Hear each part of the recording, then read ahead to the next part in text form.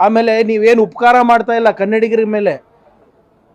ನಾವು ನಮ್ಮ ಕೆಲಸ ನಾವು ಮಾಡ್ತಾ ಇದ್ದೀವಿ, ನಿಮ್ಮಿಂದ ಏನು ಉಪಕಾರ ಬೇಕಾಗಿಲ್ಲ ನಮಗೆ. ನಾವೇನು ತೆರಿಗೆ ಕೊಡ್ತಾ ಇದ್ದೀವಿ, IT ನಲ್ಲಿ ನಂಬರ್ 2 ಇದ್ದೀವಿ, GST ನಲ್ಲಿ ನಂಬರ್ 2 ಇದ್ದೀವಿ, IT ಇನ್ಫಾರ್ಮೇಷನ್ ಟೆಕ್ನಾಲಜಿ ಎಕ್ಸ್ಪೋರ್ಟ್ಸ್ನಲ್ಲಿ 4.5 ಲಕ್ಷ ಕೋಟಿ ರೂಪಾಯಿ ನಾವು ನಿಮ್ಮ ಕೇಂದ್ರ ಸರ್ಕಾರಕ್ಕೆ ಕೊಡ್ತಾ ಇದ್ದೀವಿ.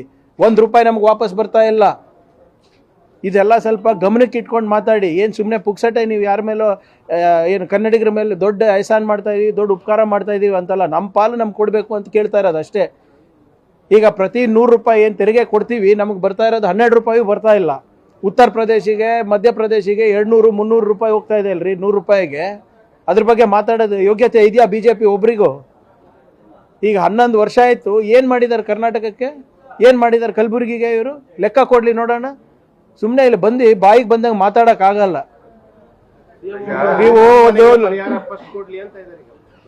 ಸ್ಟಾರ್ಟ್ ಮಾಡಕ್ಕೆ ಹೇಳ್ರಿ ಅವರಿಗೆ. ಅವ್ರು ನೋಡಿ ತಲೆ ಇರ್ಲಾರ್ದಂಗೆ ಮಾತಾಡಿದ್ರೆ ಏನು ಮಾತಾಡೋಕ್ಕಾಗುತ್ತೆ?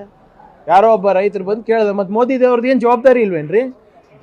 ಈಗ ಎಲ್ಲನೂ ಕೂಡ ಖರ್ಗೆ ಸಾಹೇಬ್ರು ಮಾಡಬೇಕು, ರಾಹುಲ್ ಗಾಂಧಿ ಅವ್ರು ಮಾಡಬೇಕು ಅಂದರೆ ಮೋದಿ ಮತ್ತು ಶಾ ಅವ್ರಿಗೆ ಏನು ಕತ್ತೆ ಕಾಯಕ ಆಯ್ಕೆ ಮಾಡಿ ಕಳಿಸಿರೋದು ನೀವೆಲ್ಲರೂ BJP ಅವರು. ಮಾತಿದ್ರೆ ವಿಶ್ವಗುರು ಅಂತ